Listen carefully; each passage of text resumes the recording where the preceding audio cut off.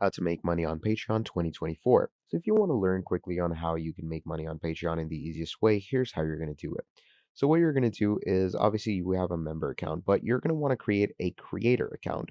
So, to create a creator account, it's going to give you, the creator resource over here. So, as you can see, I have a creator account right in front of us. So, once you have a creator account, there's two things you're going to want to do. You're going to obviously create subscriptions, okay? And once you create subscriptions, what's going to happen is you're going to start uploading different art. So right now, I'm viewing as a paid member. So whoever has paid into my Patreon, they're going to be able to see all of this. So make sure to stay consistent and upload good content because people are going to be paying to see all of this. So it obviously needs to be worth their money. So just create a plan.